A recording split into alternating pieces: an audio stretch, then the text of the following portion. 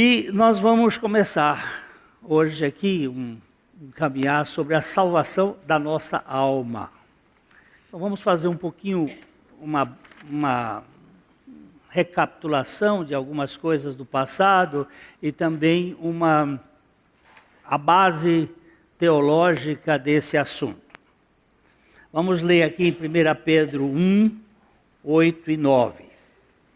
Jesus Cristo, a quem não havendo visto há mais, no qual, não vendo agora, mas crendo, exultais com alegria indizível e cheia de glória, obtendo o fim da vossa fé, a salvação da vossa alma.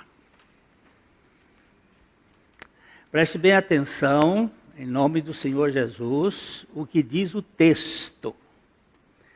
Eu sei que alguns creem que a alma e o espírito são a mesma coisa. Esta é uma opinião de muitos. Mas, do ponto de vista bíblico, nós podemos dizer que há uma diferença.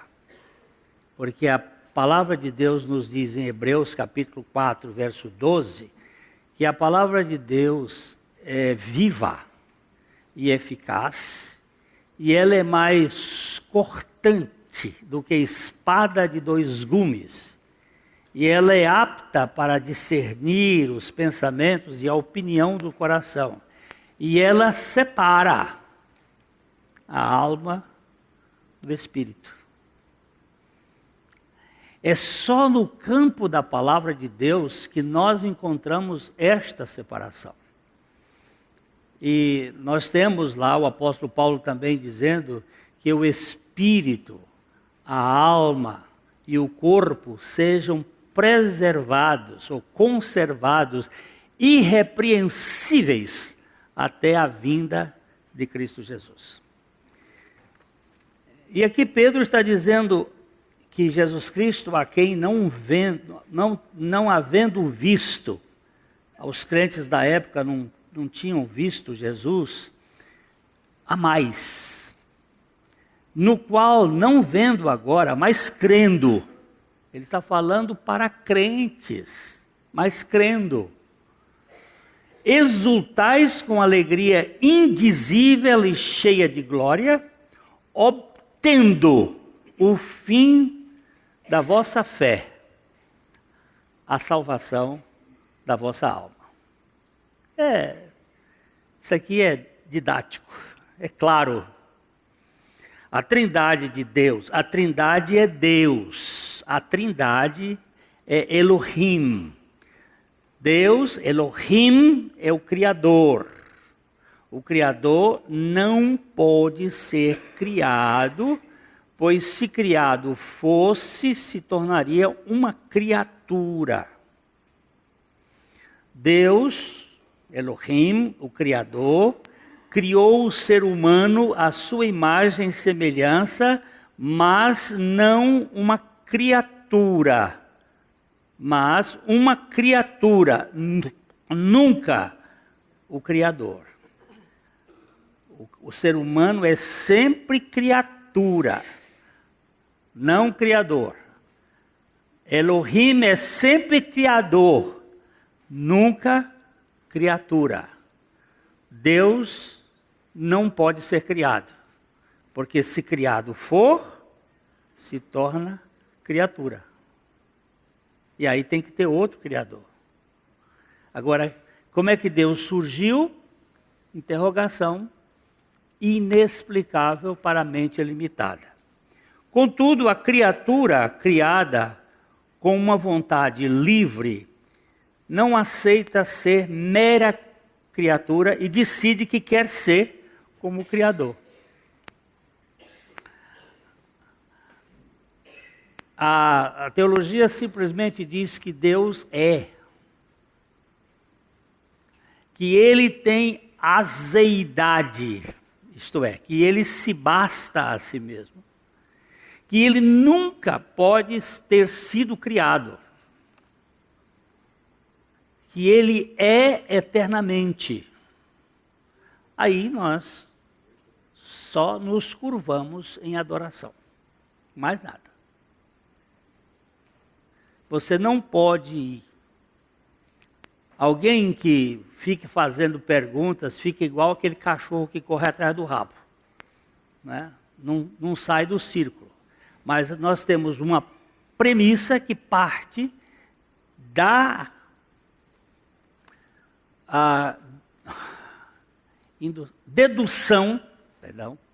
dedução suficiente de que Deus é. Não é uma indução. Deus criou o ser humano, mas não criou o pecado. Criou o homem com uma capacidade de querer, embora esse querer, por mais que quisesse, não poderia ser como o Criador. Nenhuma criatura poderá ser como o Criador, mas este jamais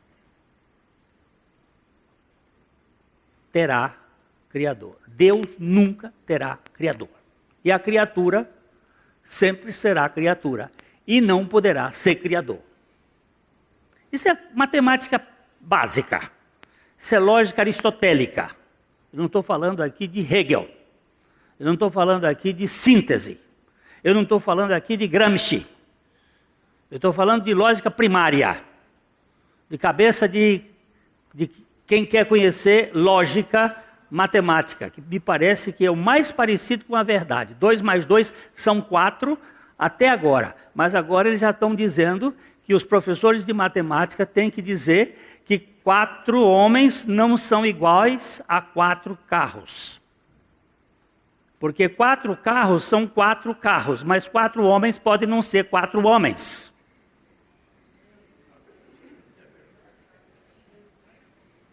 Então, a matemática pode sofrer também agora uma avalanche. Agora, o pecado surge no desejo indomável dos desejos. Que desejo é este? Tiago, no capítulo 1, no versículos de 13 a 15, diz: ninguém, ao ser tentado, diga, sou tentado por Deus, porque Deus não pode ser tentado pelo mal, e Ele mesmo a ninguém tenta. Ao contrário, cada um é tentado pela sua própria cobiça, quando esta o atrai e seduz. Então a cobiça, depois de haver concebido, dá à luz o pecado, e o pecado, uma vez consumado, gera a morte. Abre para mim aqui, por favor. O que é cobiça? O que é cobiça? Outras versões vão dizer concupiscência. O que é cobiça ou concupiscência? Querer mais do que necessário. Fala alto. Querer mais do que a gente precisa.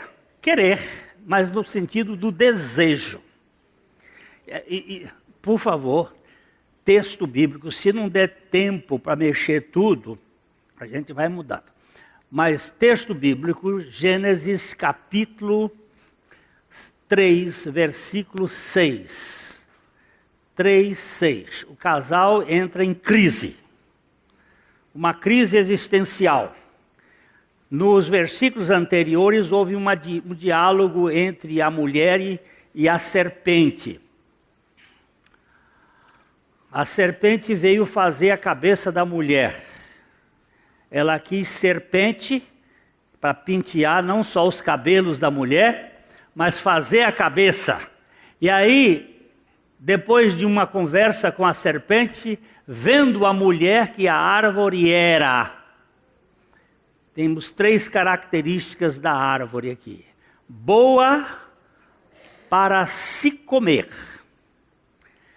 Era agradável aos olhos. Mas tem uma palavra ali, desejável para dar entendimento. Vamos voltar a Gênesis 2:9. Gênesis 2:9 é ver o que as árvores eram. Só para... não, aí está Gênesis 23, 1, é 2, 9. Para que ele... Não, Gênesis, é Gênesis. Gênesis é o primeiro livro da Bíblia. Ah, sim. Do solo fez o Senhor Deus. O Senhor Deus é Jesus Cristo. Quando aparece o nome Jeová na Bíblia, ele vai se ligar à pessoa de Cristo. Senhor Deus, Deus Elohim, Javé Elohim, é Jesus da Trindade, é o Cristo da Trindade. O Senhor Deus fez brotar toda sorte de árvores agradáveis à vista e boas para alimento. E também a árvore da vida no meio do jardim e a árvore do conhecimento do bem e do mal. Por favor, preste bem atenção que todas as árvores eram boas para comer e eram agradáveis aos olhos. Todas. Agora, a árvore do conhecimento do bem e do mal, apareceu uma palavrinha. Olha, as árvores eram agradáveis aos olhos e boas para o alimento, e boa para comer. Todas. Fez toda a sorte de árvores. Toda. Mas voltando para o versículo 6 do capítulo 3, vamos botar de novo, você vai verificar, 6:3, vendo a mulher que a árvore era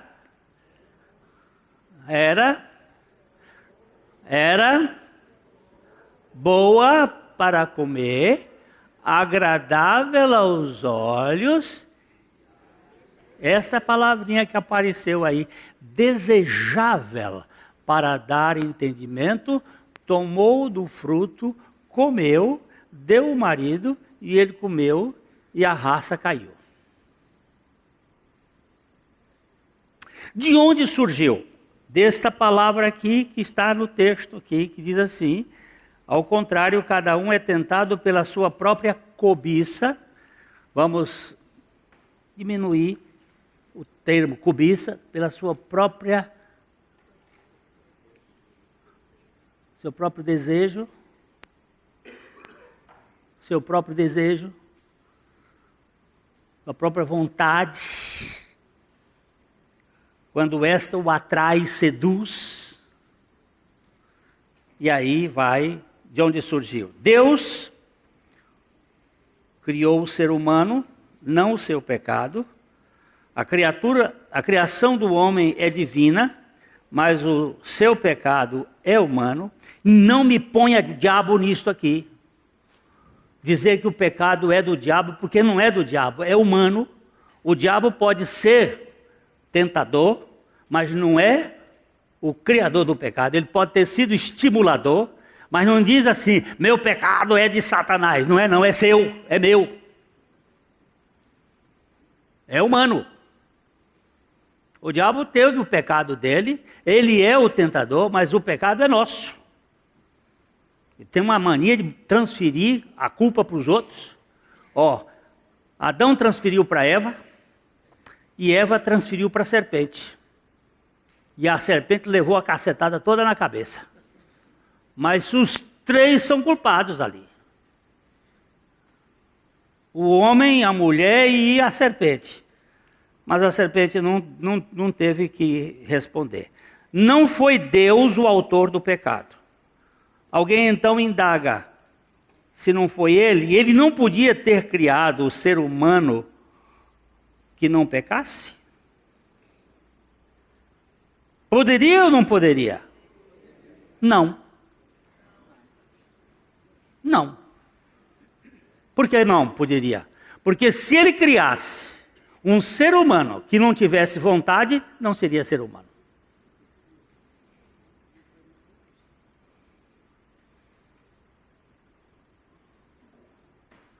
Seria outra coisa.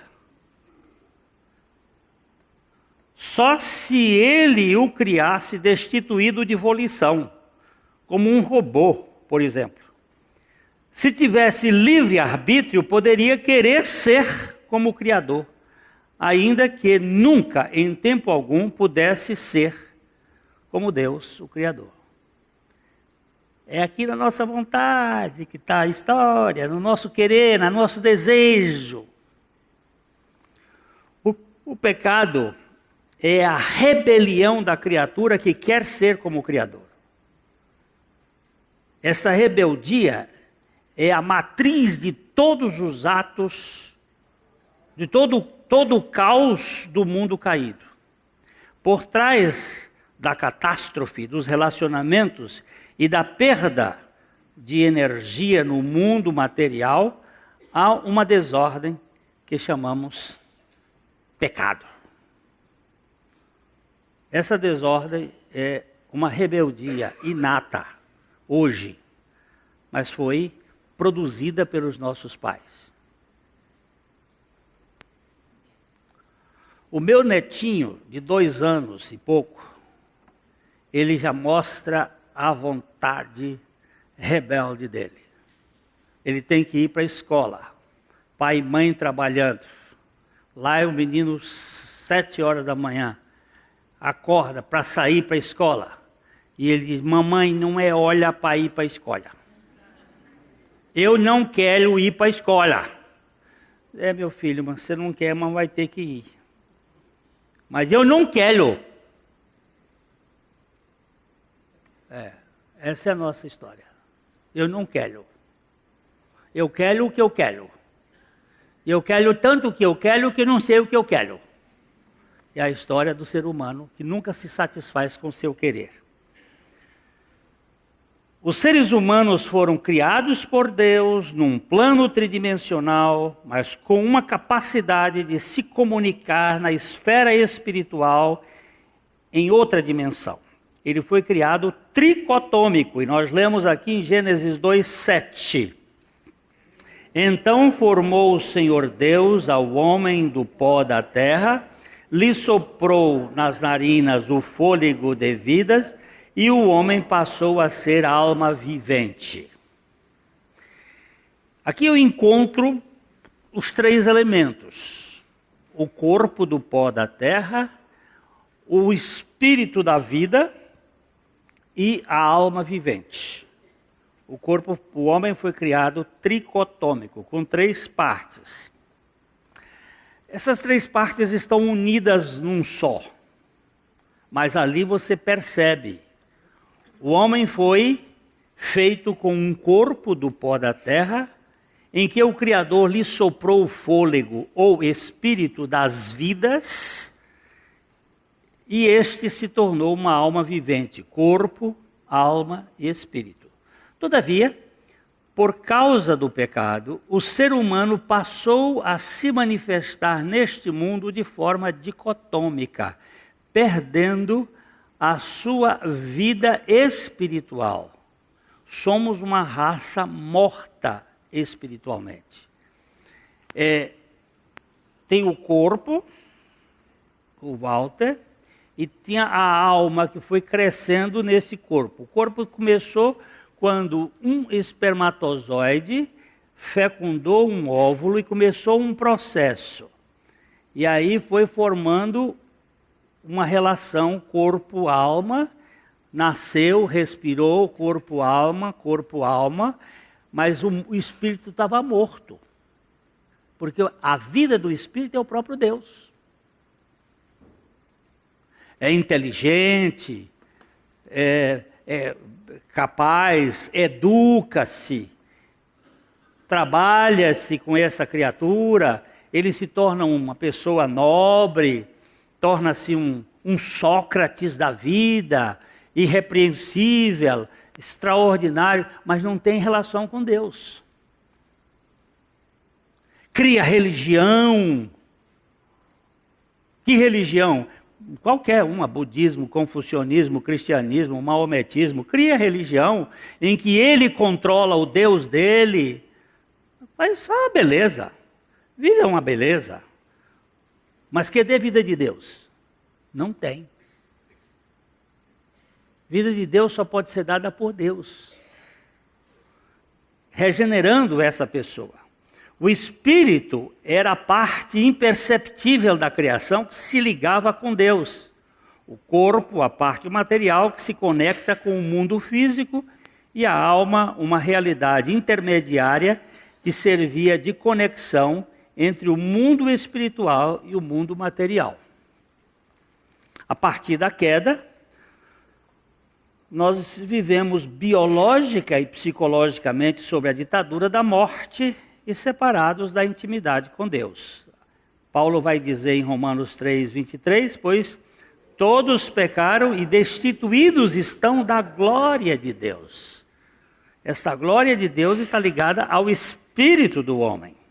Neste estado desconectado de Deus, a humanidade vive uma realidade autoconfiante e de autodeterminação que lhe causa muitos males. Eu me governar neste mundo, eu fico muito ansioso, preocupado, porque eu não sei o controle da vida, eu não sei o que é lá na frente, aí me gera uma série de coisas. Não há vida espiritual no ser humano caída.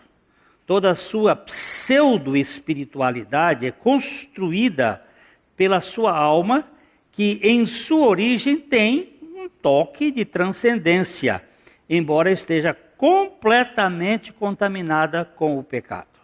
Além do que, essa espiritualidade da alma, entre aspas, encontra-se baseada nos sentimentos e na razão limitada ao mundo físico. O que é que você sabe do mundo espiritual fora do Espírito de Deus, fora daquele que veio de lá para nos ensinar? Nada. É tudo hipóteses, é tudo... Pode ter uma física quântica para mexer nisso aí, pode ter o esoterismo para mexer nessas coisas, mas é tudo coisas ligadas à racionalidade, sem revelação de Deus. Toda religiosidade humana é fabricada num diâmetro de mente encurtada e na mística dos sentimentos carregados de superstições, enigmas esotéricos, controles sutis de gerenciamento do medo, da culpa, da vergonha, dos interesses e deveres, tudo sob o comando da alma desterrada do Jardim do Éden. Tudo. Saulo de Tarso, por exemplo, era um religioso. No caminho de Damasco, mas ele não tinha uma boa religião? Era boa. Era boa. Mas para onde ele iria sem Jesus Cristo? Quando ele fez aquela pergunta, quem és tu, Senhor? Quem és tu? Ele diz, eu sou Jesus, a quem tu persegues. Saulo não tinha uma religião perfeita? Tinha. Irrepreensível. Para onde ele iria sem Jesus? Estava perdido nos seus delitos e pecados. A sua moral, boa, exemplar, moral que supera em 10 qualquer membro do Congresso Nacional Brasileiro. Mas para superar, não é grande vantagem, né? Mas, por melhor que nós sejamos, nós estamos perdidos em nós mesmos, na nossa autoconfiança.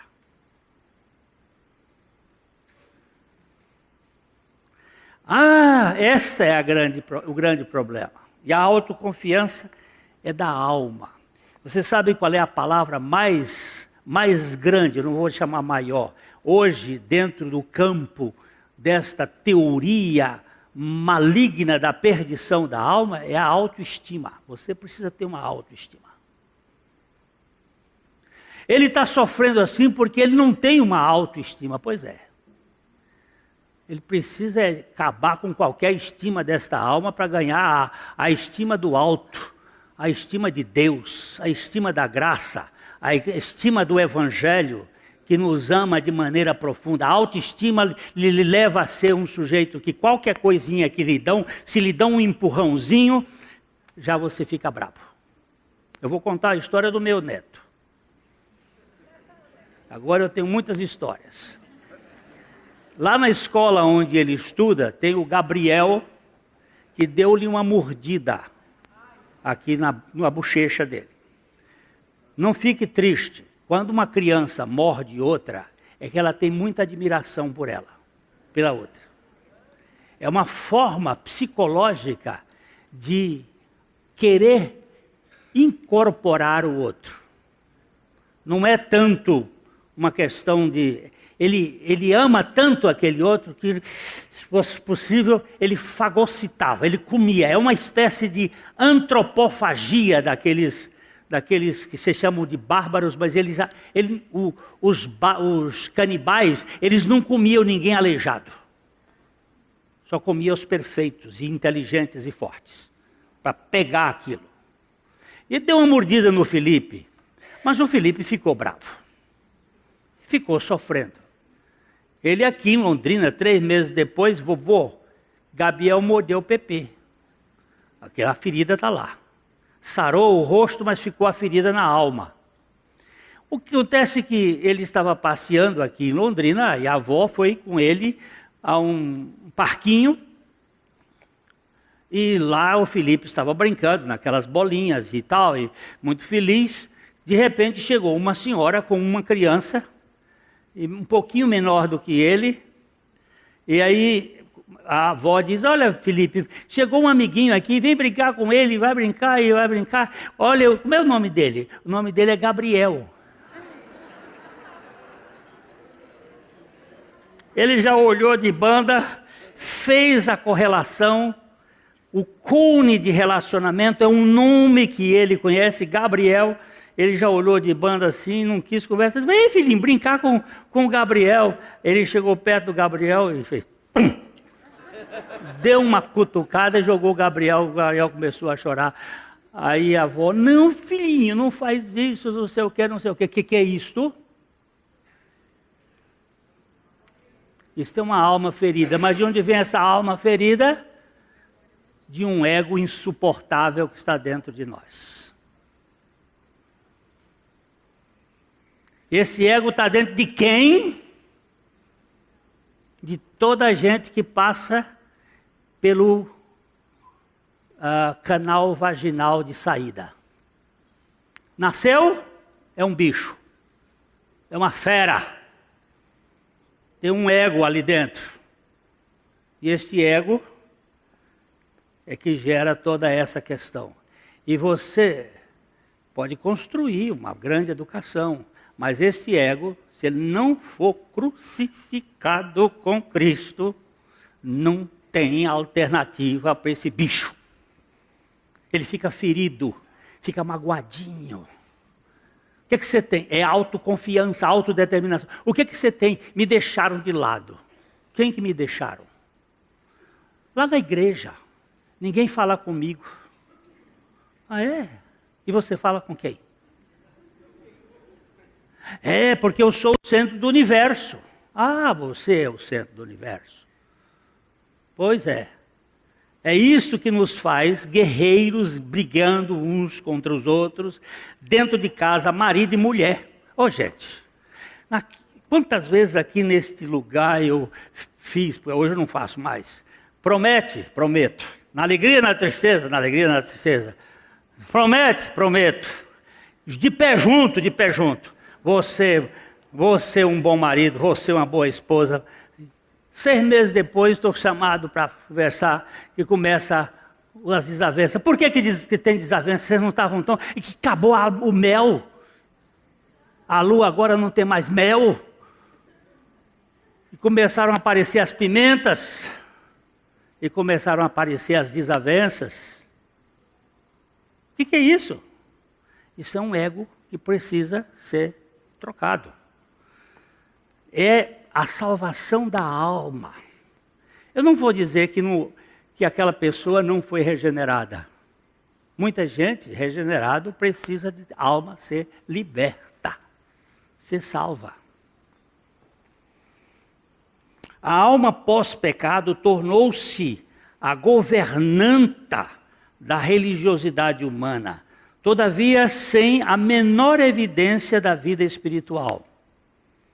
Todas as religiões são construídas a partir dos empenhos animados da psique, destituída da real identificação com o Espírito.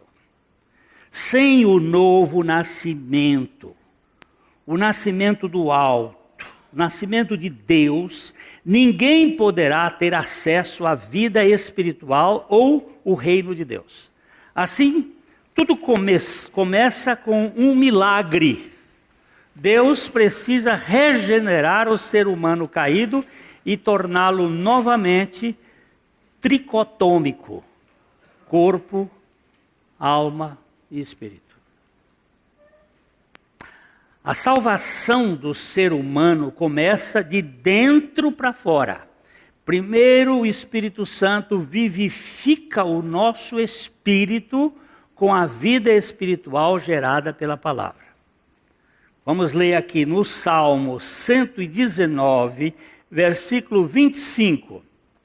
A minha alma está pegada ao pó, vivifica-me segundo a tua palavra. A alma e o pó da terra, ou a alma e o corpo caído, estão impregnados uma no outro e precisam da vida do Espírito para poder se conectar com o reino espiritual de Deus. É uma pessoa caída, pode ser uma pessoa nobre, pode ser uma pessoa liana, educada, cheia de virtudes, mas é caída e destituída da glória de Deus. Desligada, desconectada do Espírito de Deus. Sem a vida espiritual, a alma fica sempre amoldada ao mundo caído. É preciso, antes de tudo, da regeneração do espírito para que a alma possa ganhar a dimensão das realidades do alto. Não há a mínima aspiração das coisas de cima numa alma sem o novo nascimento produzido pelo Espírito Santo. No Salmo 44, no verso 25, a palavra de Deus nos diz: pois a nossa alma está abatida até ao pó, e o nosso corpo como que apegado ao chão. A nossa alma está presa aqui, e aí quando o Espírito de Deus vivifica o nosso espírito, inicia-se o processo da salvação, das nossas memórias, dos nossos traumas, da nossa cultura da alma.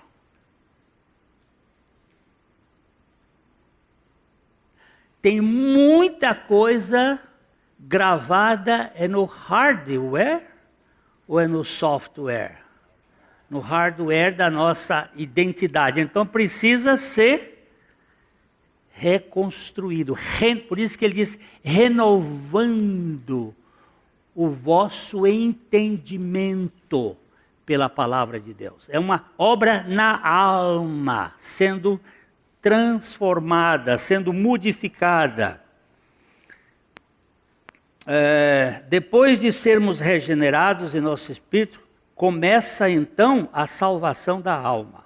A salvação do espírito é um ato monérgico da graça de Deus, mas a salvação da alma é um processo sinérgico em que Deus age e o crente reage obedientemente. É tão precioso isso aqui.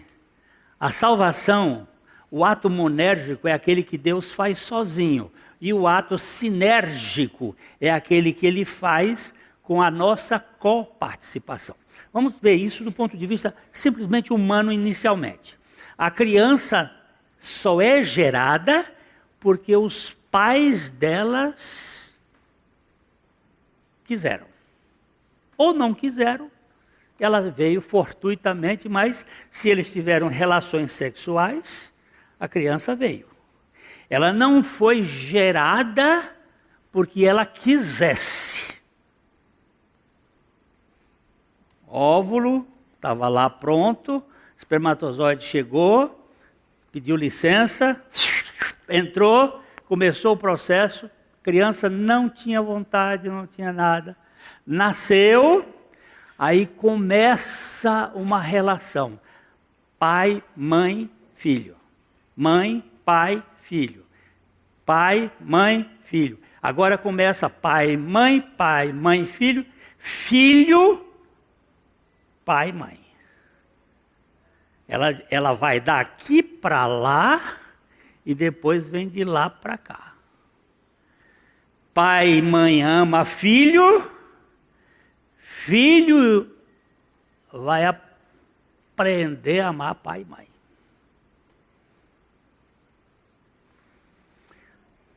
Mas essa palavra obedientemente, tem um professor que fez uma palestra aí, puseram um vídeo dele aí rodando pela internet. Ele disse que a mãe dele, uma certa idade, disse para ele fazer alguma coisa, ele disse, mas eu não vou fazer não. Você vai fazer sim. Mas eu não amo você. Ele disse, a mãe virou, eu não estou preocupada se você me ama, eu amo você e você tem que me obedecer. Eu digo, ô mãezinha boa. Essas hoje que estão dependendo de que filho faça. Não. Eu amo você e eu não estou interessada com o seu amor. Eu estou interessada com a sua obediência. O amor, aí ele diz assim, o amor é um sentimento que se aprende com o relacionamento. Hoje eu vejo um bocado de pai palerma, uns pais sem constituição, medulas, uns bichos molengo que ficam tremendo das pernas porque o filho dá ordem. Não faz isso, filho. Não faz isso não, pega aqui por baixo, não vai fazer. Mas esses palerma de pai, adoecido, sem caráter, com medo de criança, é porque não sabe mais o que fazer. Nós não precisamos ser rudes, mas temos que ser firmes e amorosos com os nossos filhos. Firmes, seguros. Não é não e sim é sim. E o que passa disso é do maligno. Isso é minha Bíblia velha que diz. E eu fico com ela. Agora, esta alma caída precisa ser trabalhada pela palavra de Deus. De modo sobrenatural, o incrédulo é convencido pelo Espírito Santo através da pregação da palavra de Deus e recebe os efeitos da obra de Cristo na cruz em seu favor. Neste momento, ele se torna um crente, uma nova criatura em seu espírito, mas precisa de uma operação divina para salvar a sua alma de toda uma cultura pregressa. Existia um grupo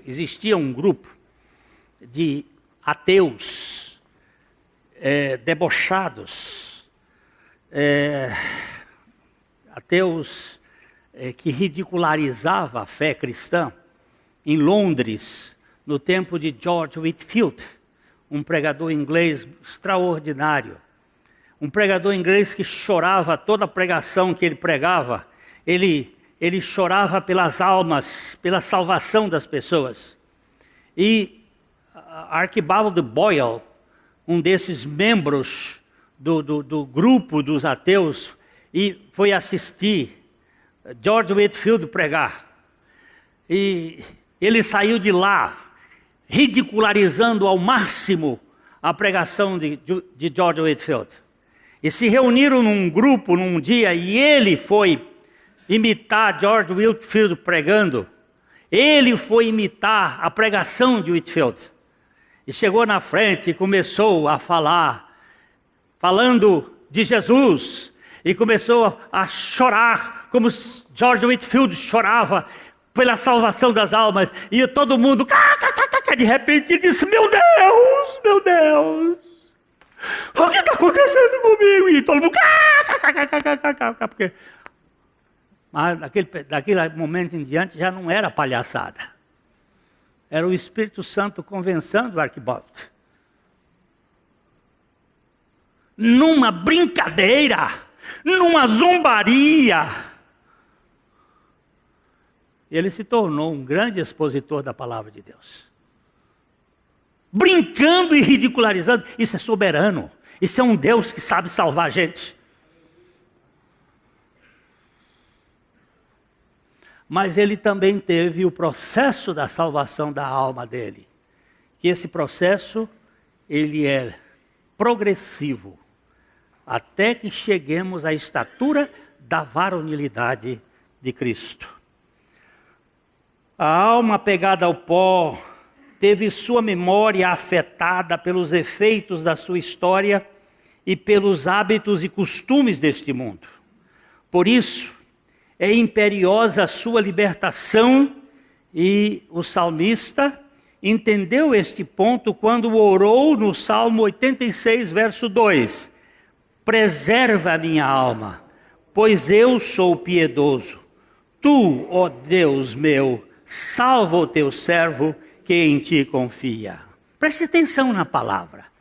Esta palavra preserva e pode ser também traduzida como conserva ou também como liberta a minha alma.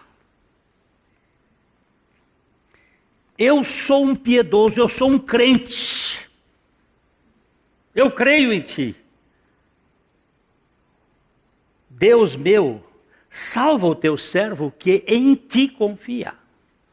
Ele confia no seu espírito, mas a sua alma ainda tem cultura familiar, tem cultura do seu país, tem a cultura, tem os traumas, os abusos de sua infância, de sua história, que estão ali na sua mente. Salvar esta memória, essa coisa que está lá dentro, guardada, que nós, ali o texto bíblico diz que as armas de nossa milícia não são carnais, mas sim poderosas em Deus para a destruição das fortalezas.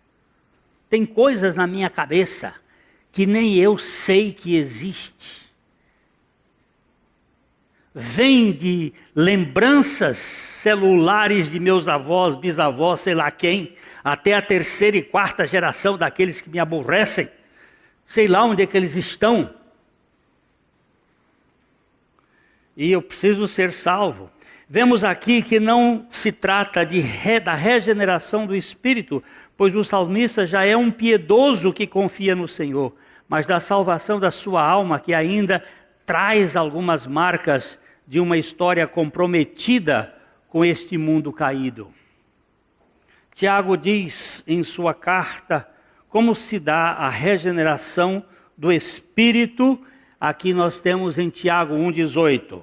Pois segundo o seu querer, ele nos gerou pela palavra da verdade, para que fôssemos como que primícias das suas criaturas. Preste atenção, segundo o seu querer, ou segundo o querer do Pai, ele nos gerou pela palavra da verdade. Segundo o seu querer, ele nos gerou, para que nós fôssemos como que primícias das suas criaturas. Fomos gerados de novo em nosso espírito a partir da pregação soberana da palavra. Todavia, não acabou aí a obra da salvação. Para o ladrão na cruz, acabou ali. Ele foi salvo, mas ele não teve santificação. Mas ele foi salvo. Agora, o crente que é salvo, ele precisa ser salvo, que é um processo da santificação de Deus em nós. 3 versículos depois, Tiago diz assim, no versículo 21 do capítulo 1 de Tiago: portanto, despojando-vos de toda impureza e acúmulo de maldade, acolhei com mansidão a palavra em vós implantada, a qual é poderosa para salvar a vossa alma. Você prestou atenção? Que lá em cima ele diz que ele nos gerou pela palavra da verdade, e aqui mais embaixo ele diz que agora é preciso despojar de todo o lixo, de tudo aquele que é acúmulo de maldade que estava na nossa história, acolhendo com mansidão a palavra que foi implantada em nós, a qual palavra é poderosa para salvar a nossa alma. Antes Tiago falou da geração de uma nova criatura, agora ele aborda a salvação da alma no despojamento do lixo acumulado na alma. Esse desapossamento se processa progressiva e gradualmente. Fomos salvos no Espírito por nossa morte com Cristo. Estamos sendo salvos na alma pela vida de Cristo. E seremos salvos em nosso corpo pela vinda de Cristo. Só os salvos no Espírito podem vir a ser salvos na alma ou santificados. A salvação da alma também é denominada de santificação.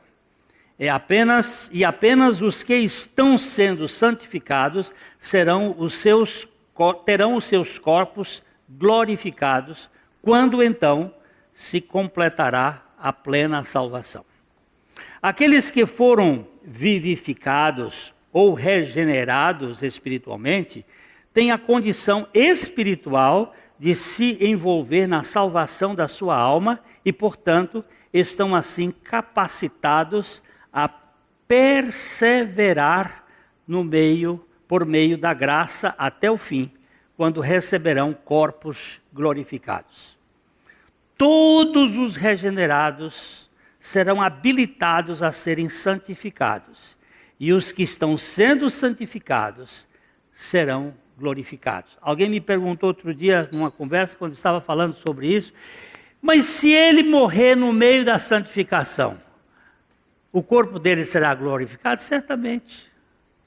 A obra não terminou na santificação, ele morreu num acidente, mas dentro do propósito de Deus, ele vai ser salvo. O outro lá nem teve santificação. Hoje mesmo estará comigo no paraíso, morreu logo depois, quebraram as pernas dele. Ele morreu, mas o processo é este. Fui salvo, estou sendo salvo e serei salvo. Todos os dias eu sou tratado pela cruz de Cristo. Todos os dias eu vejo pecado em mim. Todos os dias eu vejo a obra da graça de Deus operando a salvação da minha alma. Todos os dias. Todos os regenerados são habilitados a serem santificados. Nós lemos aqui em Filipenses 3, 20 a 21. A nossa pátria está nos céus, de onde também aguardamos o Salvador, o Senhor Jesus Cristo, o qual transformará o nosso corpo de humilhação para ser igual ao corpo da sua glória, segundo a eficácia de poder que ele tem de até subordinar a si todas as coisas.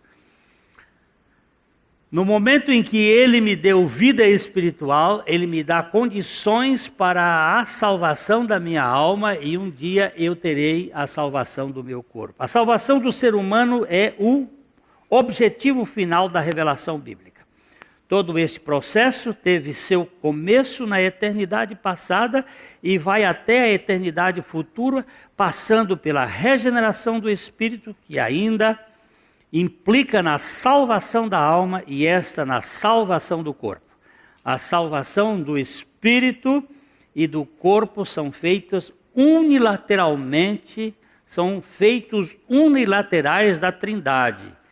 Entretanto, a salvação da alma tem a cooperação humana agindo ou reagindo à ação divina.